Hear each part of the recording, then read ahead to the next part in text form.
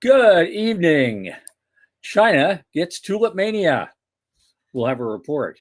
Spire faces delisting. They were one of our poster kids. I don't know what's going on there, but we're going to look into it. NASA wants to build autonomous space stations. Astronauts, of course, are claiming it's union busting. ESA safety programs get a big funding boost, but it raises the question, what were they doing before? China has a new commercial space regulator, as if the CCP wasn't harsh enough. How much can they add to this just for them? It appears to be Groundhog Day on the Senate confirmation hearings. A micro-reactor startup, Antares, closes a $96 million Series B for space-based nuclear power. A veteran cosmonaut was yanked from Crew 12, charged with spying by SpaceX.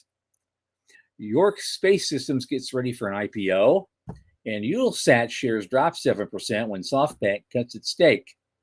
And Starliner missions are now cut to cargo only for the rest of the contract. From the news desk at the Center for Space Commerce and Finance, my name is Thomas Andrew Olson, and this is The Unknown Quantity.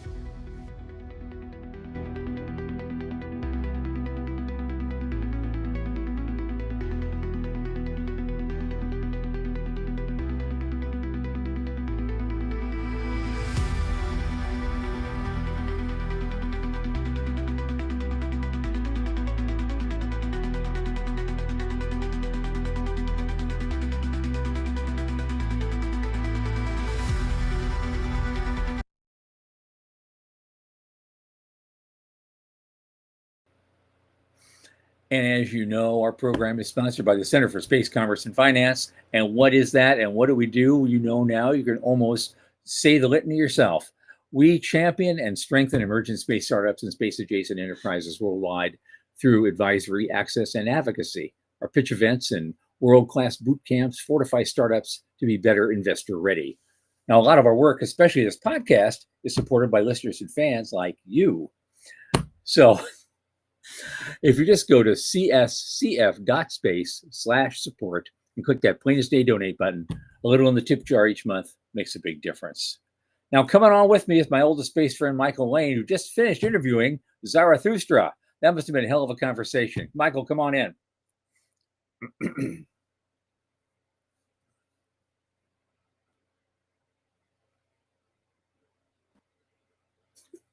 Hey! Hey, I thought Zarathustra had other plans for you for a second. It's like nothing is happening here. Yeah, hey, how's things? Hey, the Spake Michael. What's going on? Let's Spake Michael.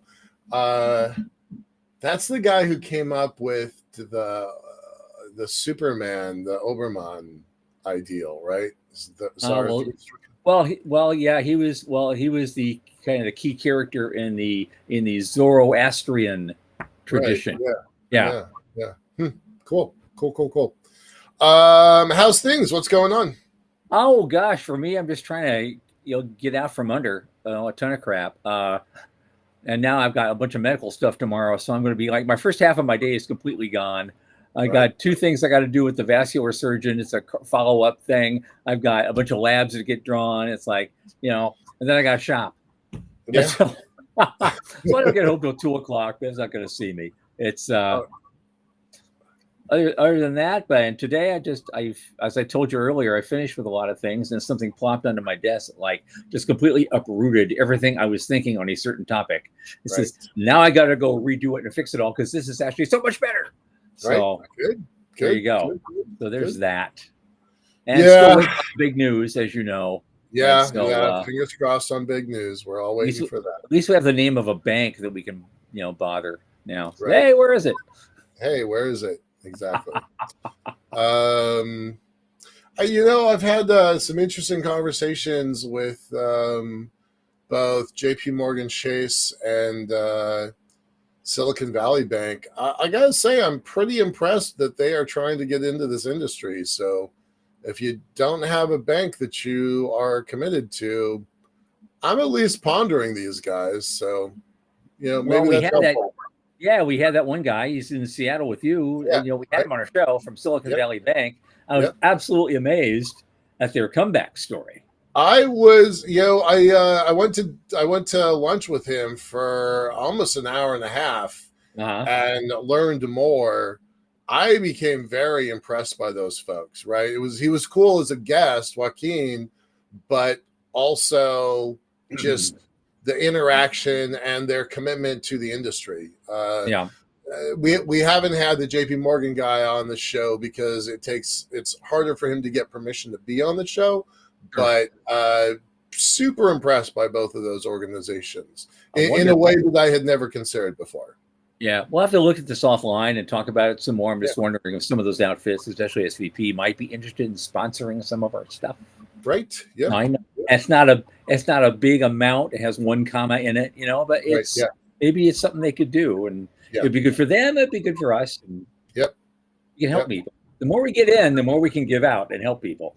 That's Right, how I look exactly. at it. So, Exactly. so Yeah. it's the holidays, guys. Come on, everybody who listens to this thing, all 100 of you, think about it. And we appreciate it so much. We do. We do.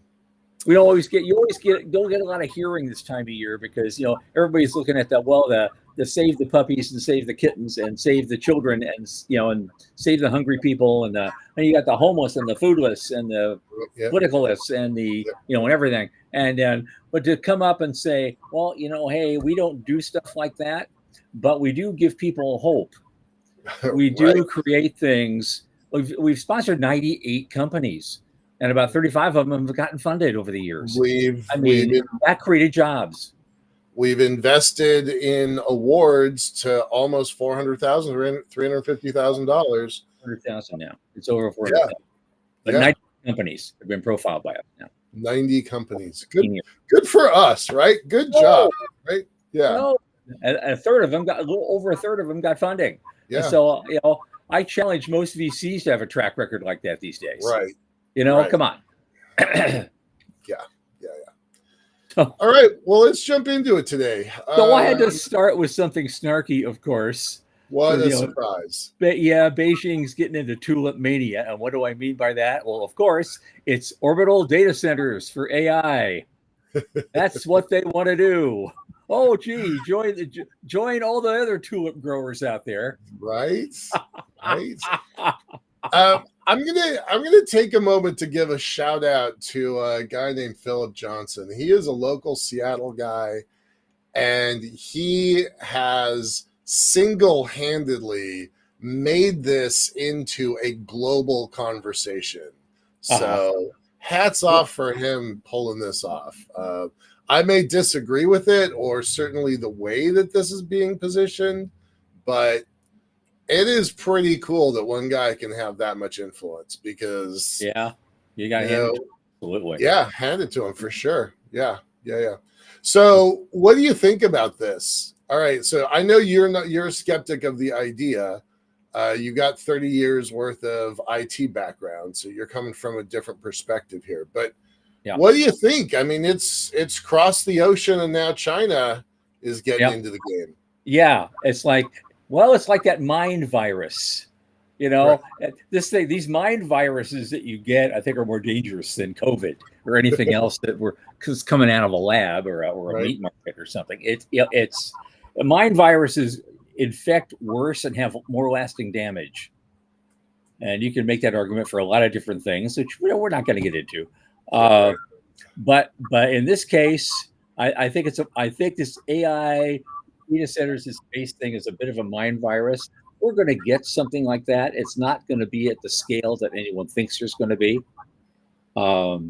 There's a lot in what I know Chevrolet talked about, in his blog post a couple of weeks back, and so we'll have basically edge computing in space, and we'll be there'll be beaming power from orbit, to those data centers, which makes a lot more sense than beaming it all the way to the ground. Right. There'd be a lot. They're going to have a lot more. They're going to get a lot more power out of it with a lot less effort. I still have some hope in what was a guy named Tom that we had a couple weeks ago, and I think it's going to look very different from what the artist representations that are out there now. Microwave sized data centers that can be easily replaced, a lot like Planet Labs pioneered the idea of disposable satellites. That, I think, has real possibility. But Connex sized container shipping container sized data centers, I remain very skeptical of that. Although we didn't keeping them cool. They're having the same problems with thermodynamics up there than we have down here with that stuff. We don't have it on the news today, but a couple days ago, maybe a week and a half ago, somebody just announced that they're going to start creating solar panels in space, manufacturing them in space.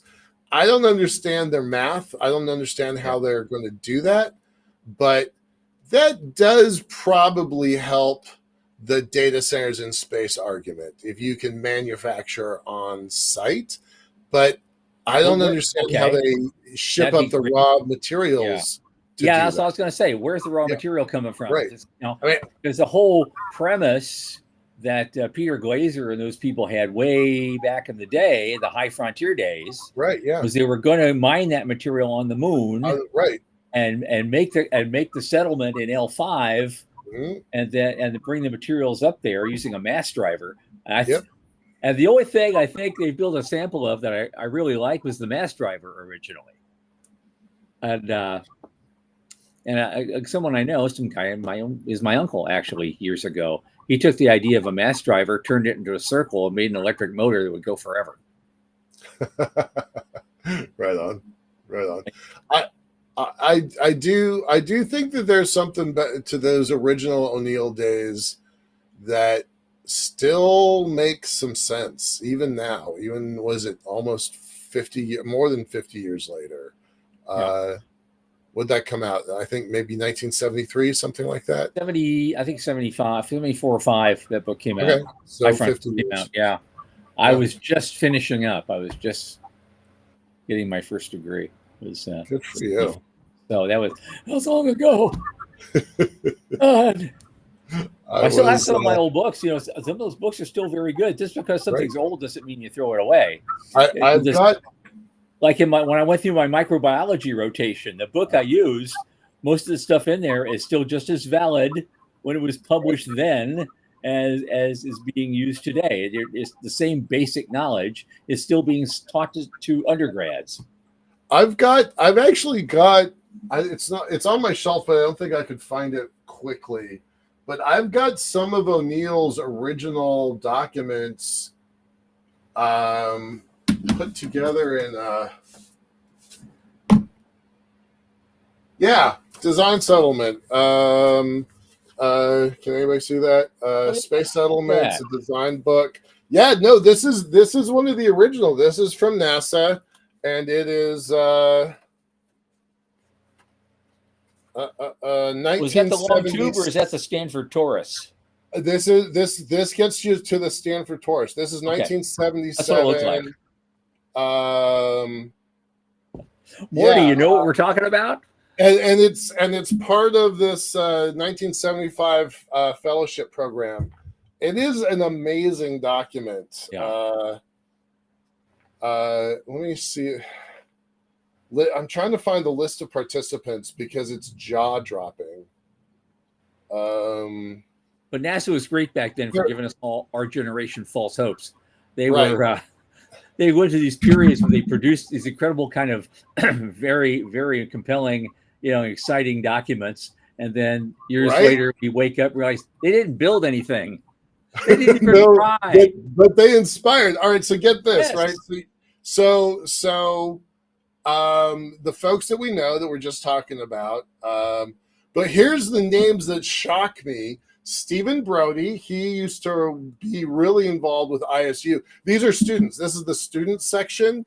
Yeah. Stephen Brody, Eric Drexler. Oh my God. Right? Mark Hopkins from the National Space Society. Okay. Right? That's a place. Yeah, no, technical director Gerard K. O'Neill, right here. Uh-huh.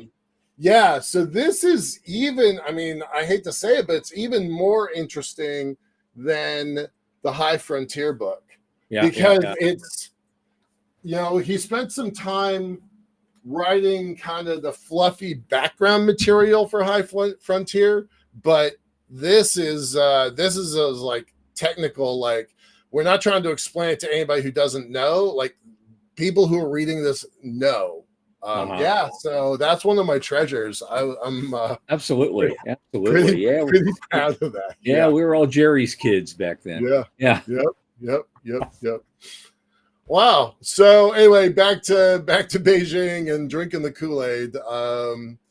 Maybe it's a new flavor of Kool-Aid. It's a new flavor of Kool-Aid.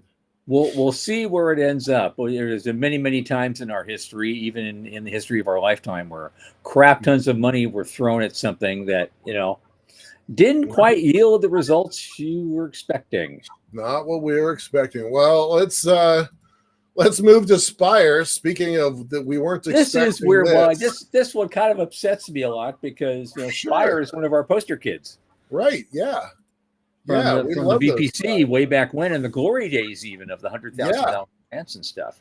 So how do you face New York Stock Exchange non-compliance? Before you get into that, Yeah. tell why they're one of our glory days of the business plan competition. Okay, right? well, they were Tell the story of Spire because they weren't Sure. Spire back then. Sure. Way back when, in 2012, a company got in to compete in our new space business plan competition. The first one with a $100,000 NASA grant from thank you Pete Worden, and they were called Nano Satisfy. And interestingly, during the boot camp, the whole Nano Satisfy team showed up, except Peter Plotzer, who was the head of it. Right. Okay, so they're going through the thing and they get it. They're having a great time, and we're going through. They're doing all the teaching and they're doing the presentation and they're doing it all. What happens the next day when it's time to actually do the presentation?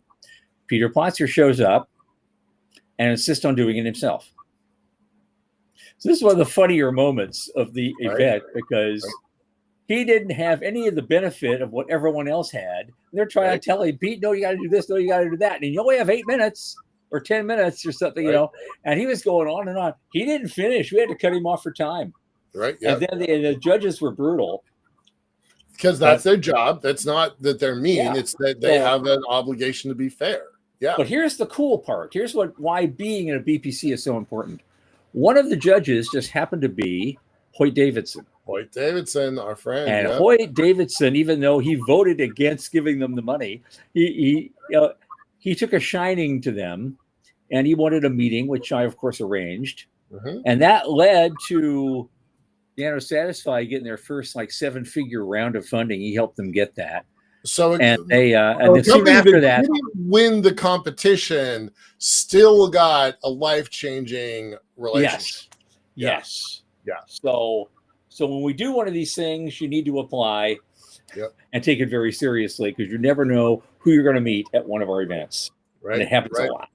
We weren't running the unknown quantity back then, but that's a great story, which I think is worth telling over and over again. Yeah, and they changed their name to Spire, obviously, and then here we are.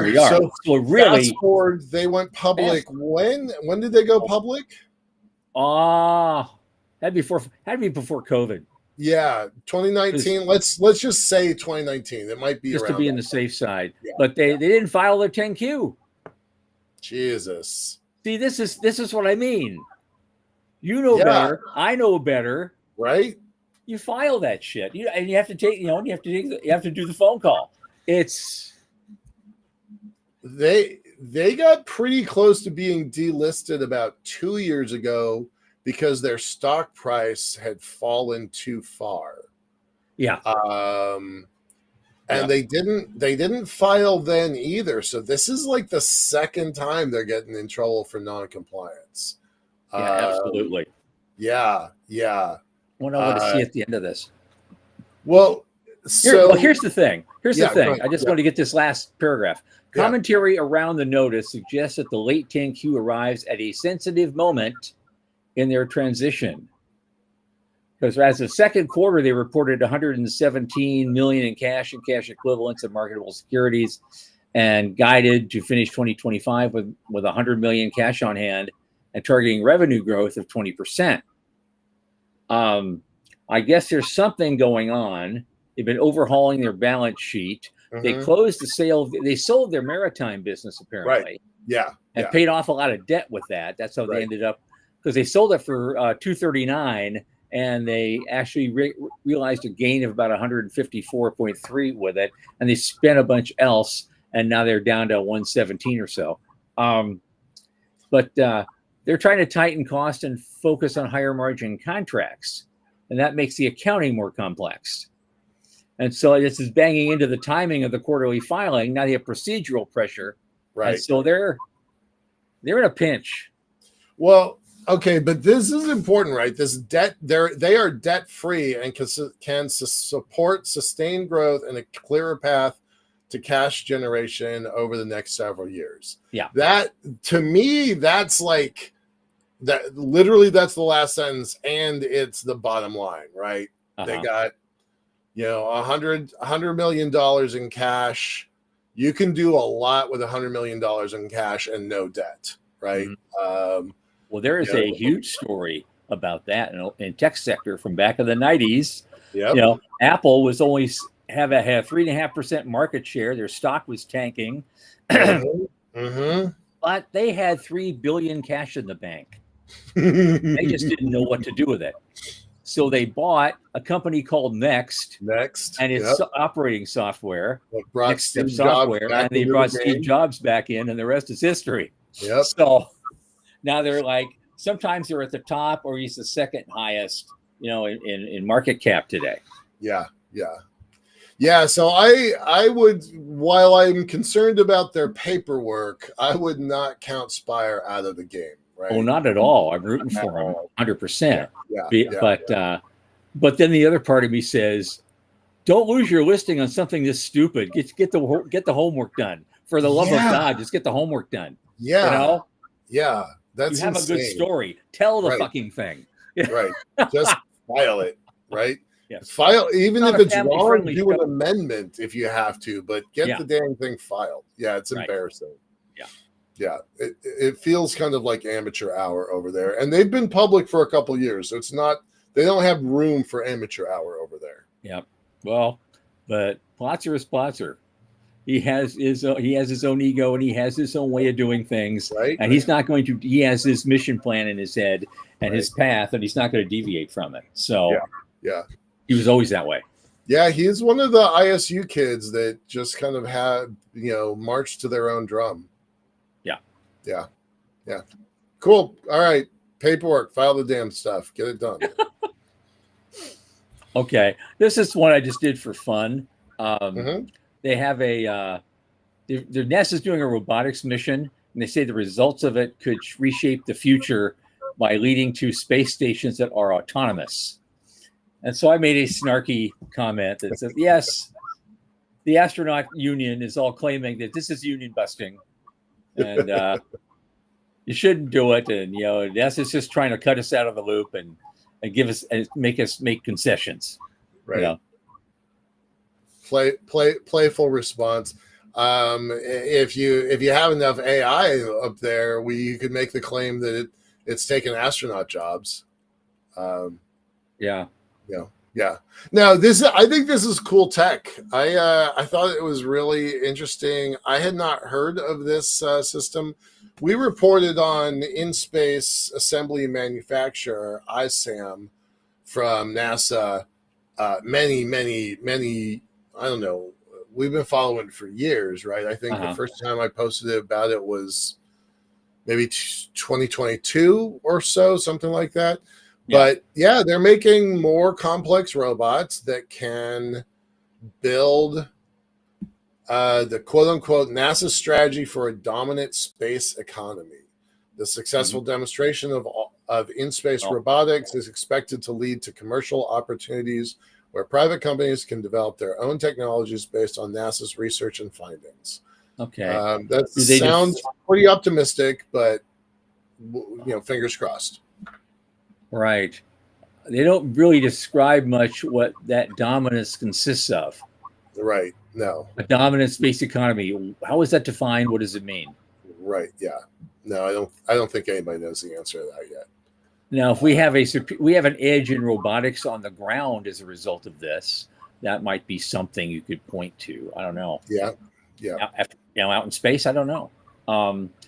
But then, on the flip side of that, and being flip about it, obviously, NASA's always had far more astronauts on the roster than they've had flights for them. So, Yeah. going back to the 80s.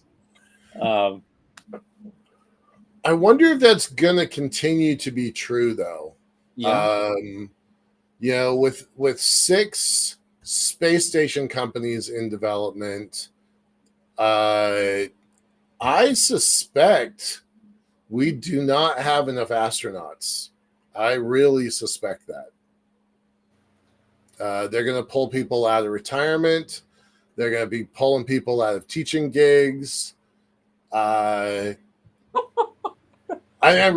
do. I think there's going to be a point very soon. Oh yeah, maybe not 2027. I'm gonna just put a marker in and say 2027. We're going to have a shortage of astronauts. Right. So I can see that they're having this big meeting in 2027. In comes Story Musgrave with a walker, going. I'm like hired. Right? Yeah, come on. I'm like that. That's all. That's all the qualifications I need. There's a wheelchair here. Come on. It's 0G. You don't need a walker. That's right. It's 0G. I don't need anything. Right? I am so on that. Who's that guy that fixed the Hubble? Campbell, Scott Campbell. Is that the right name? No, I've got it a little bit wrong. No, anyway. There is. God, he's on the tip of my tongue. I can't. Yeah. I see him in my head, and the name is not coming out. That's just a senior moment, but it's yeah. No, but I mean, there's some super qualified folks that are just sitting in academia waiting for the phone to ring, and I seriously, I think 2027 is going to be the year where we realize we don't have enough trained astronauts. Well, we're going to have to look that up then. How many? Maybe someone. Hey, maybe Morty can look that up for us while he's listening. How many active astronauts are on NASA's roster right now? Right, and then multiply that by you take the number of commercial space stations that'll be orbital in the next 5 years. I think that's going to prove the case. But that raises the question: do you think all those new commercial stations coming online really require a NASA astronaut to be on them? I think they are going to. I think their investors are going to require that they have qualified personnel, and that's the fastest way to get there.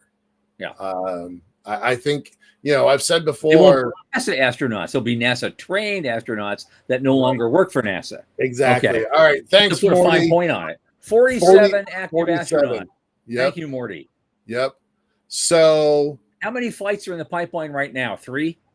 Yeah. And one is 2 years away or 3 years away.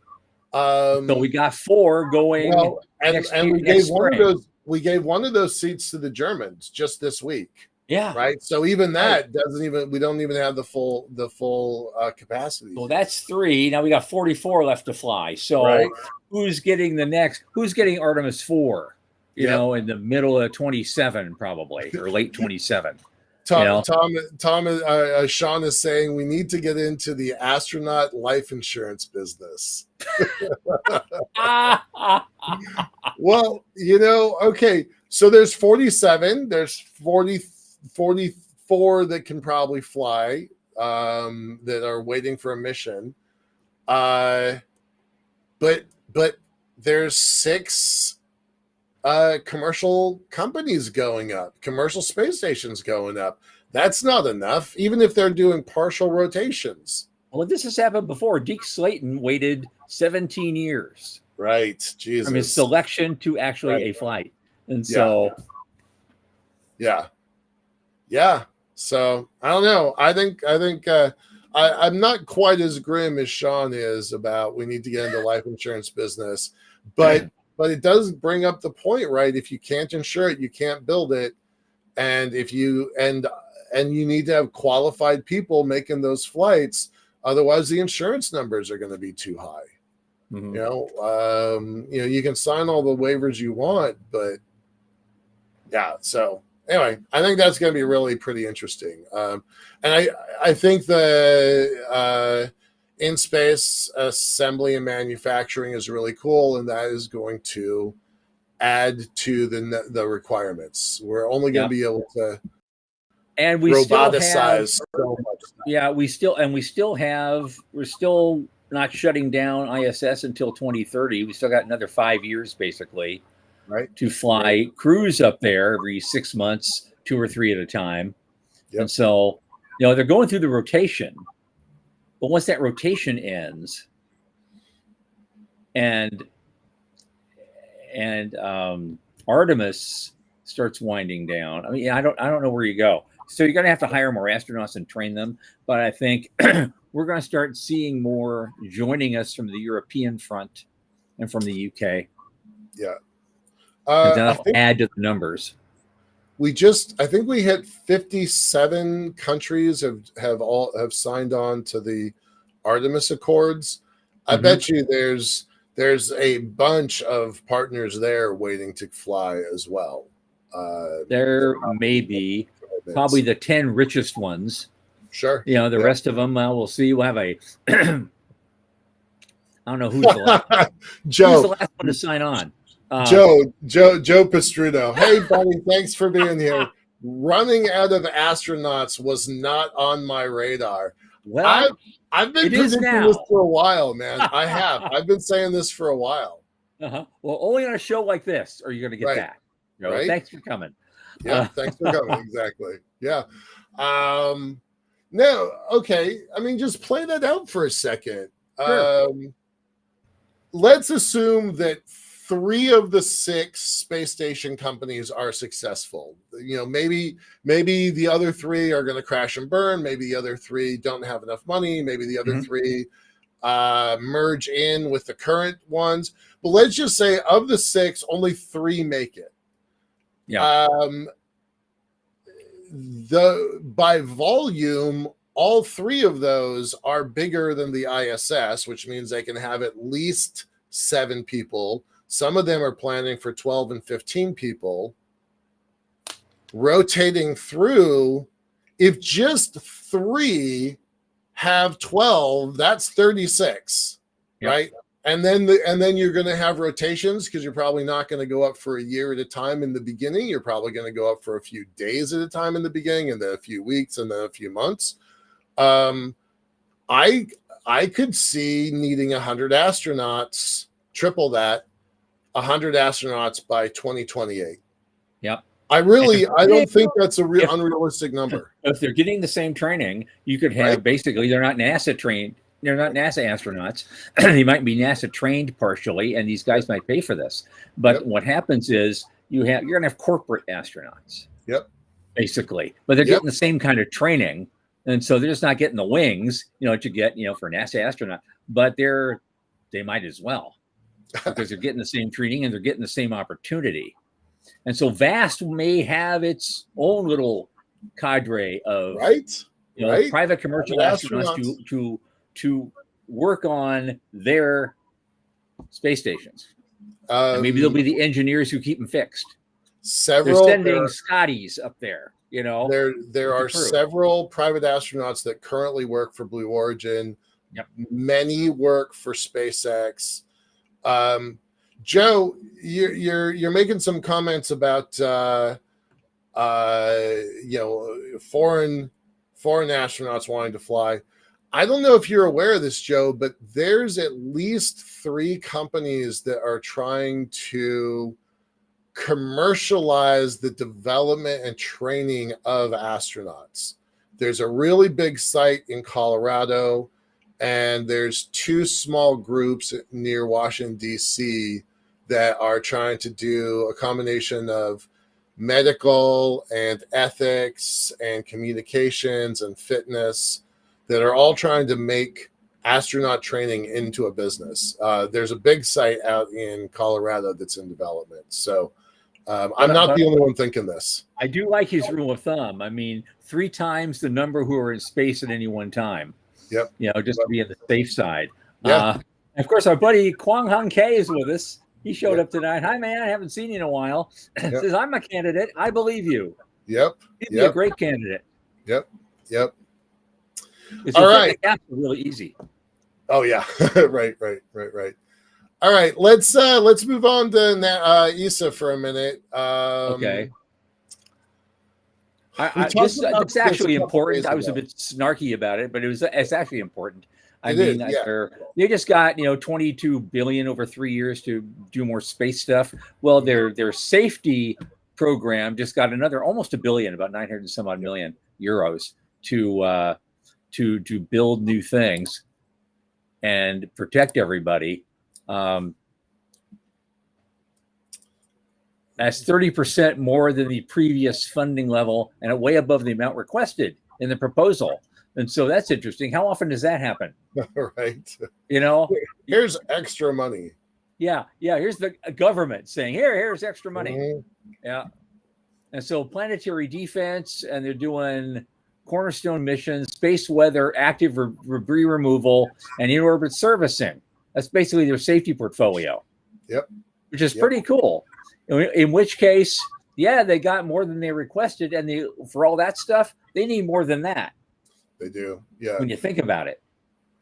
Well, shout out to our guest of a couple months ago, Mary Clance, because she has really been pushing this space weather stuff as critical infrastructure for our satellite networks. So glad that they're thinking about that. They're starting to split up that 22 billion euros. There's another big section. It's pretty close to $1.5 billion that's going into their defense Earth observation sector. So that 22 billion is getting split into pies right now. That's cool. I like it. That is. And of course, Sean says, if you want to impress me, get a Bubba qualified. I don't know. That would be. I can think of a couple of guys who should apply for that. If you're rooting for Bubbas, then I know a few. They could probably make the cut. That was the theme behind. What was that? Was it Deep Impact that they hired a bunch of oil rig worker guys? That's the. That's the key, right? Once we start hiring oil rig workers, then we know we've turned the corner. It was not Deep Impact, but it was another very popular, groundbreaking movie. Right. It had Willis in it and all those people. Yeah, that's the one. Yeah, they were blowing up. They were using nukes to blow out the asteroid so it would miss Earth. And Mick Jagger's daughter was in it. That was the only thing I remember. That's Bruce Willis. No, it wasn't Mick Jagger. It was Liv Tyler. Liv Tyler. Yeah. Oh, Liv Tyler. Yeah. That's the only thing I remember. All right. Yep. That was the name of the film. But that was a pretty good movie. Well, my favorite part was when one of those characters everybody's going to throw things at them if they succeed at this. I know it's so dangerous. You're probably going to die. Right. And they came around and said, well, we want this. Yeah. Okay. We want this. Yeah. Okay. One guy stands up and says, we don't want to pay taxes again, ever. Yeah. And they said, sure, because no one expected them to live. Right. Yeah. It's like COTS. No one expected that to succeed. The people who funded it.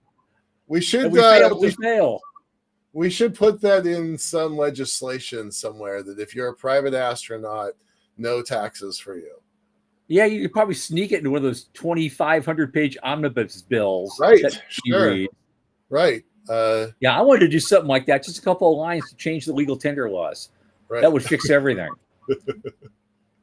All right.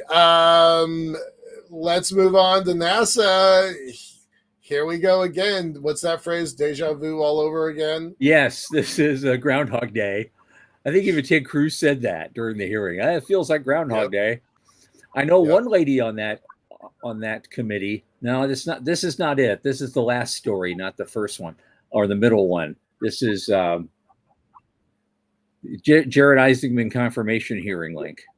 Right. Yeah, Yep. yeah. In fact, I think one lady on that committee actually said, I had all my questions answered the first time around. I'm probably not going to ask any now. Let's just get this done. Ta-da! Right. Yay! Thank you. That's our senator from Washington, Maria Cantwell. So, Okay. pretty rarely, I was going to point that out. Pretty rarely do Ted Cruz and Maria Cantwell agree on anything. On anything. If Yeah. one of them says the sky is blue, the other one's going to be like, prove it. I don't. Yeah. Right. Show me. Show me. Right. Extra didn't happen. Pretty happy to have Cruz and Cantwell on the same page there. Yeah. I think they just want to get it done. They're probably just weary about this whole process. They want a NASA that functions. However it functions, they want a NASA that functions. Yeah. So let's get the right team in place. Yep. But apparently Greg Autry is already claiming that he's been approved to be CFO. What? But it hasn't been announced yet. But he's already talking as though it has. I didn't think he had a hearing even scheduled. Did he have a hearing? Wait a second. This is way bigger news to me. I saw a clip from some other event where he was speaking and he was asked about it. He said, "Oh yeah, it's all good." Wow, interesting. Honestly, that is kind of breaking news if that's true. Yeah. I have a very selfish reason for wanting that guy to be the CFO at NASA. So, yeah, that would be very good. That would be very good for me, and that'd be very good for Liftport. So, yeah, Greg's a player. He knows everybody. It'll work. It'll work. Yeah. All right, so wouldn't that be a great powerhouse? Greg Autry and Jared Isaacman.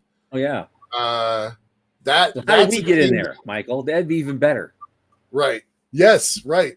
That's a team that could get something done. I mean, really could get something done. Could you imagine what that first meeting would look like? Well, all right. So here's what we're going to do. All right. Show me the budget on everything that is happening at NASA. I want a 1-page budget. We'll be generous. I'll give you 3 pages. Put everything that we do on the budget, put a price tag next to it, and justify why it exists. And then, and Greg would probably do that. We'll probably already have that ready. And then you Sharpie about 20% of it. Yep. And then the whatever is saved goes straight in. How much of this is from Dr. Plata. How much of a difference can a NASA CFO make in the terms of direction? A normal CFO never makes the news.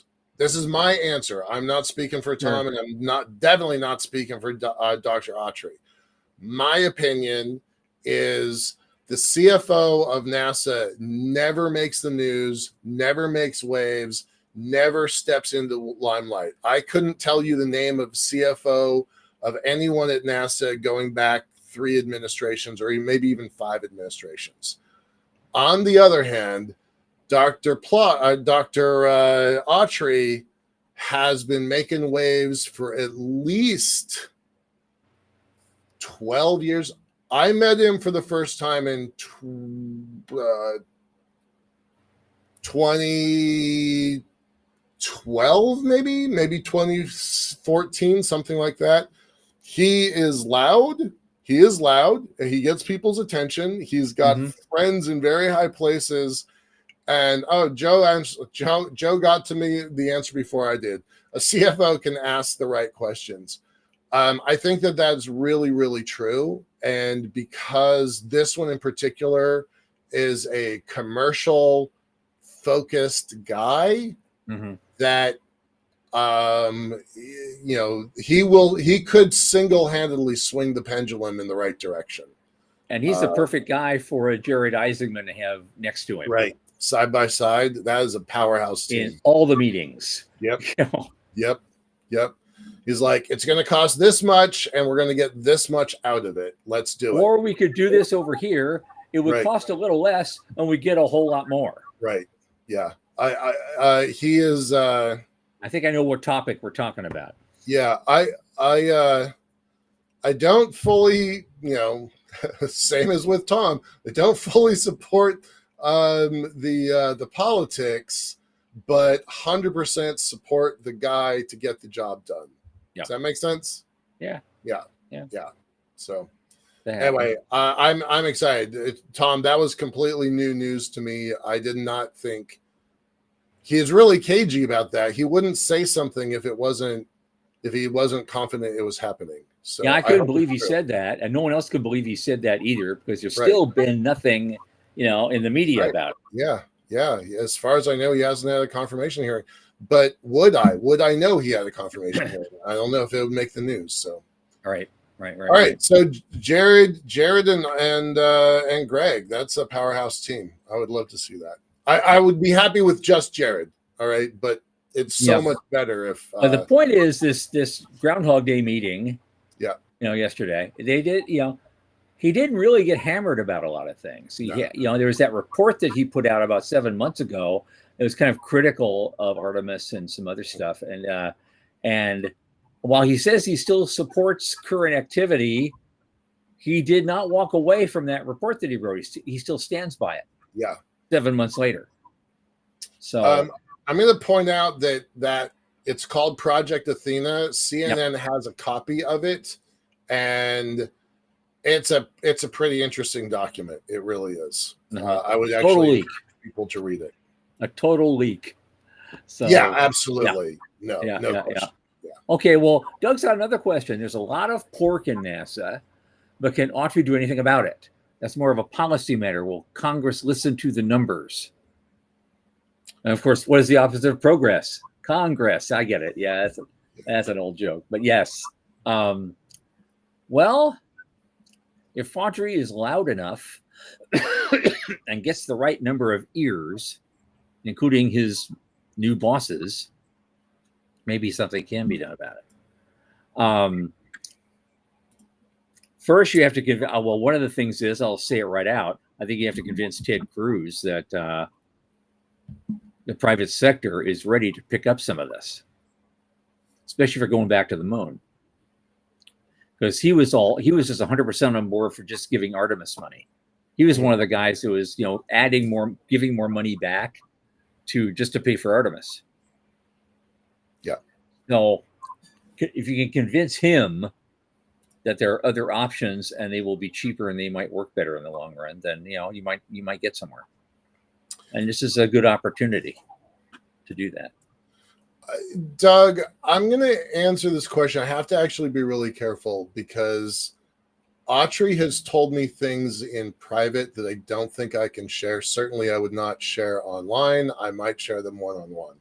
Yep. But he is such a strong advocate of the commercial sector that he was getting sabotaged in some very real ways by folks that don't share that opinion. And so he's definitely in our camp. He's on kind of our side of the equation. I think that's all I can tell you publicly, but I know this to be true. So that's all I'm going to say on it. Yeah. Autry does not like the pork in NASA. I am assured of that. So I don't know what he can do about it. That's a good question, right? Congress ultimately has that control, but Autry is a very qualified speaker, and he can hold his own on Congress. So that's the best answer I can give you with public information. But I know some private stuff that sways me deeply. That's all I can tell you. All right, Project Athena. All right, let's talk about this microreactor for a moment. It's not really space, but $100 million going into Land, sea, and space-based nuclear power certainly should get our attention. Yeah, and this was a Series B, so Yeah. I was kind of looking. What else? Okay. X Energy raises 700 million, Series D. Right. And there's a lot of people trying to do something like this. A lot more than I thought. Yeah. In terms of nuclear. Right. Right. There's a whole ecosystem. There's 4 companies here in the Seattle region that's doing small, garbage can style nuclear systems, Connex box size nuclear systems. There's a few that are trying to do fusion. There's a whole energy ecosystem up here in the Seattle region. I was not aware of most of the companies in this article, so it was actually pretty fascinating reading for me. But it all will lead, or some of it will lead to space assets, space power. Yeah. A lot of this other stuff. Here's one I think is interesting. ALO Atomics, 100 million to build a demonstration data center powered by a microreactor. And even NVIDIA contributed to a $650 million round for Terra Power, which is a small modular startup, which is also backed by Bill Gates. Even the big nuclear plants are given a second chance. They're going to restart a reactor at 3 Mile Island by 2028. Constellation Energy, they got a $1 billion loan from the DOE, Department of Energy. So there's all sorts of stuff going on in that era right now. I'm not seeing the word thorium anywhere, but Nope. I'm kind of waiting for that one. Yep. Well, I think this is all a reaction to current person in charge of NASA that's not the administrator, Duffy. That's all I can say. Like, he doesn't really have a title that's easy to wrap my brain around, but he's currently in charge of the transportation secretary is in charge of NASA right now. And he had 2 mandates: get to the moon and bring nukes with us. So he's really pushing the nukes. And I feel like this is a ripple effect of that policy decision. I really, really do hope that if Isaacman comes on board, that he is able to keep that nukes in space capability, because I think that's super important. Okay. Yeah. Yeah. Yeah. I want to see more. Yeah. I want to see nukes out there too. I mean, we've been doing this. I mean, what do you think Voyager 1 is running on? Right. After almost 50 years. What do you think they're running on? It ain't Duracells. Yeah. Yeah. I want fusion of some kind. I don't know what form it's actually going to take. Stardust and Rainbows could be it too. Yeah. According to Sean. Yeah. Let's take a moment with this kind of downer story. Yes. By the way, this is just weird. Yeah, I have never heard of this news source, so I do not claim that this is, biased or slanted one direction or another. They claim that they are the world's largest independent Russian news media. Yeah. Which has never once wound up on my screen, but somehow Google's algorithm threw it my direction. Right. Veteran cosmonaut pulled from the joint Russian-U.S. mission after allegedly photographing sensitive SpaceX hardware. Now, it's been confirmed that he has been pulled, and that's straight from NASA, that he's not on this mission, but no other explanation beside that. Yeah, there's also been side talk as to whether, he was kind of also thrown out of the United States with prejudice. Right. Yeah. Quote, a probe is underway, removing someone from a flight 2.5 months before the mission without a clear explanation is more of an indirect sign, but a telling one. It's hard to imagine an experienced cosmonaut unintentionally committing a violation this egregious. Yeah. Right? But then they Yeah. claim NASA doesn't want the scandal to become public. Well, here it is. Here it is. Right now, today, right here on the show. It's right here. Sorry. Right. Sorry, guys. Yeah. Okay, but all right. So this is relevant to what we talked about last week, though. They kind of blew up part of their launch pad. So now that they are dependent on us, I wonder if that gives us a little bit more weight to throw around of who we're letting on these flights. Well, there's that. I don't know if those two things are connected or not, but in my mind, they are. Well, that and the price. Because Right? remember when we were between spacecraft, Mhm. the going rate for a seat on a Soyuz for Anusha Ansari was 25 million. And Right? as soon as NASA came in and said, well, we need to fly our guys there now too, it went up to 80. Right. It went from 25 to 50 basically overnight. And then over about a 4-year period, as we dragged and dragged and dragged getting a replacement system in place, the price climbed tens of millions of dollars. Remember Excalibur Almaz? Oh, yeah. Right. They went totally out of business as a result of that policy move. They're gone. Yep. That's Duma's company, right? Art Duma's company. Dula's, yeah. Dula. Yep. And Hightower. Yep. Right. Buckner Hightower. They're a little long in the tooth to start over again. So I guess they're just going to just keep running Heinlein price trust until they're physically unable to do it. They still have out there in the Isle of Man somewhere. They still have a couple of those Almaz capsules that they obtained, and they're just sitting there gathering dust. Because they bought those Almaz capsules, years ago, and they brought them to Isle of Man, and they're sitting there. Yeah.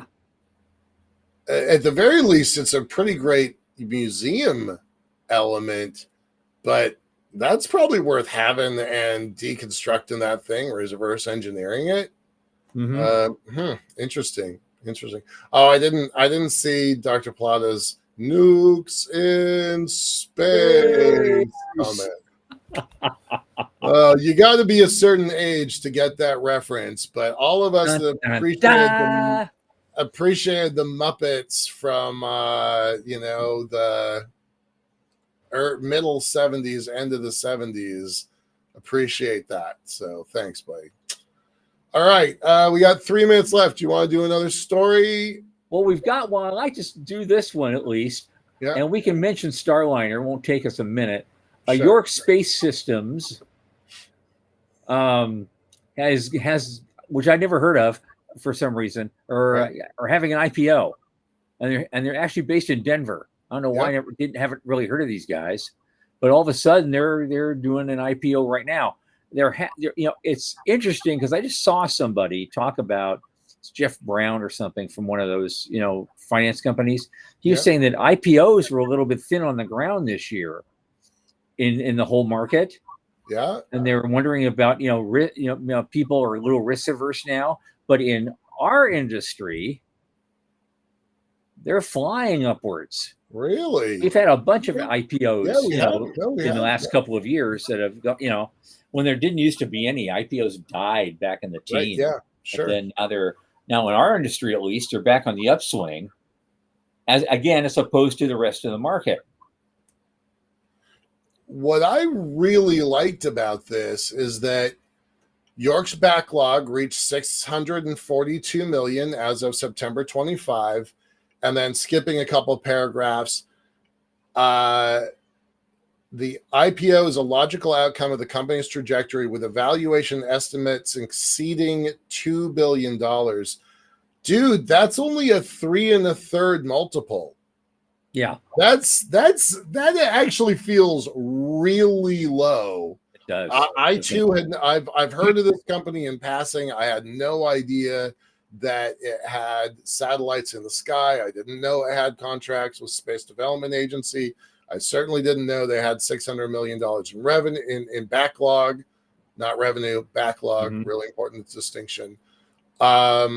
I had no idea that they were as big as they were, and then ta-da, this shows up on the radar. But under normal circumstances, three and a third multiple seems very low to me. What are your thoughts there? Yeah, well, no, I believe you. I believe the same thing. It's a little too low, and that raises some concern. And so we'll see if this IPO actually happens as a result of that. Because if we're noticing this stuff, the early birds who want to get into the IPO have got to know this too. Who was it that was it Rocket Lab that went public a couple months? No, it wasn't Rocket Lab. Somebody went public a couple months ago, and we announced that they had something like a $3 billion valuation, and then the very next show it was up to 5 billion or something crazy like that. Mm-hmm. I kind of feel like this is the same situation. I don't know Yeah. that for sure. I Yep. do not know this company. I'm not making any recommendations. We do not make Okay. recommendations on That's this right. show, but Okay. it is a little startling. Yep. Yeah. Okay. Just one last thing, but we got to go. But Yep. I'm not going to get Starliner in there. But Joe Pastrito says that the Voyager lockup expires Monday. Watch that trading. That's All going to right. be probably insane. It was, yeah, that's going to be super cool. Yeah. I forgot you were, well, I'm outing you because you've outed yourself before, Joe, but he was an early investor into the Nanorax days, I think, right? Something like that. So Yeah. I'm excited about that, man. I wasn't paying attention to that. I didn't realize that. That's going to be Yeah. interesting Monday. All Yep. right. Yep. It'd be good to watch. And yes, Joe, that's three and a third on their sales backlog. Yeah. Not revenues. Yeah. Not revenues. Well, Okay. having said all that, Monday, our guest will be Michelle Hanlon, a space and drone lawyer. I think we've had her here before, and she's a lot of fun. And we're Yep. gonna have some more fun. That's going to be a great show. And that's Monday, as always, 8 p.m. Eastern. So from the news desk at the Center for Space Commerce and Finance, for Michael Lane and Sean Key, I remain Thomas Andrew Olson. Keep watching the skies.